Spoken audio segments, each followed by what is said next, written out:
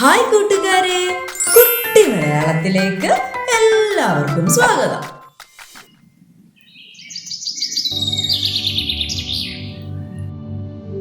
ഇന്ന് നമ്മൾ നിരാശനായ ഒരു താറാവിന്റെ കഥയാണ് പറയുന്നത്.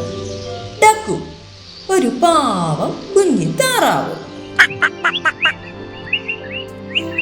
പണ്ടൊരിടത്ത് സുന്ദരമായ ഒരു തടാകത്തിൽ ഒരമ്മ താറാവ് തന്റെ മുട്ടകൾ വിരിയാനായി കാത്തിരിക്കുകയായിരുന്നു.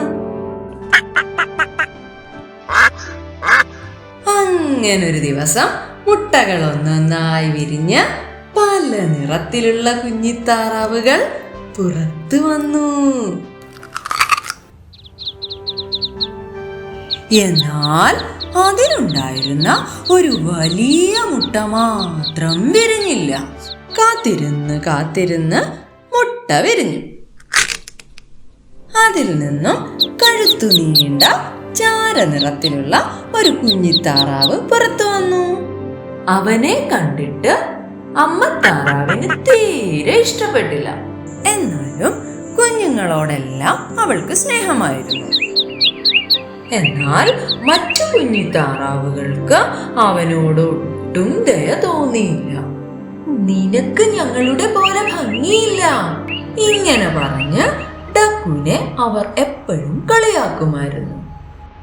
പാവം ഡക്കു, അവന് സങ്കടം വന്നു. അവൻ ഒറ്റപ്പെട്ടതുപോലെ തോന്നി.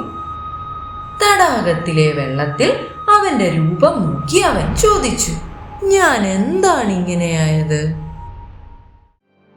ഒരു ദിവസം അവൻ ചിന്തിച്ചു, എന്നെ ആർക്കും ഇഷ്ടമല്ല, ഇവിടം വിട്ടു പോകാം. അങ്ങനെ അവൻ ദുഃഖത്തോടെ അവിടെ നിന്ന് നടന്ന് നീങ്ങി. നടന്ന് അവൻ ഒരു ഗ്രാമത്തിലെത്തി. അവിടെ ഒരു കൂട്ടം കോഴികളോട് കൂട്ടുകൂടാൻ നോക്കി. എന്നാൽ വിരൂപനാണെന്ന് പറഞ്ഞ് അവർ അവനെ കുത്തി ഓടിച്ചു. പിന്നീട് അവൻ ഗീസുകളോട് കൂട്ടുകൂടാൻ നോക്കി. പക്ഷെ അവർ അവനെ ശ്രദ്ധിക്കുക പോലും ചെയ്യാതെ കടന്നുപോയി. കാലമങ്ങനെ മുന്നോട്ട് നീങ്ങി. മഞ്ഞു പെയ്യാൻ തുടങ്ങി. പാവം ഡക്കു തണുത്തു വിറച്ചവൻ കഷ്ടപ്പെട്ട് ആ തണുപ്പിനെ അതിജീവിച്ച് ദിവസങ്ങൾ നീക്കി. അങ്ങനെ വസന്തകാലം എത്തി. സൂര്യൻ പ്രകാശിച്ചു, പൂക്കൾ വിരിഞ്ഞു.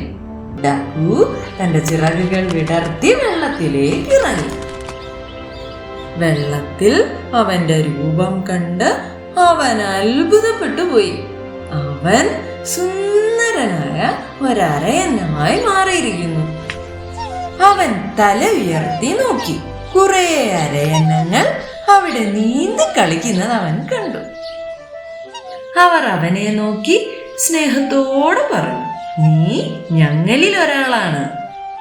അവന് സന്തോഷമായി.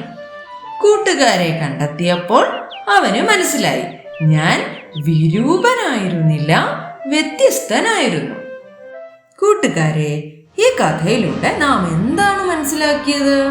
ഒരാൾ മറ്റുള്ളവരെ പോലെയല്ല എന്ന് കരുതി വിഷമിക്കുകയല്ല വേണ്ടത്. എല്ലാവർക്കും വ്യത്യസ്തമായ കഴിവുകളുണ്ട്. ക്ഷമയോടെ പരിശ്രമിച്ചാൽ സമയമാകുമ്പോൾ നിങ്ങൾക്കും ശോഭിക്കാൻ കഴിയും. കഥ ഇഷ്ടമായോ കൂട്ടുകാരെ? ലൈക്കും സബ്സ്ക്രൈബും ചെയ്യാൻ മറക്കരുതേ.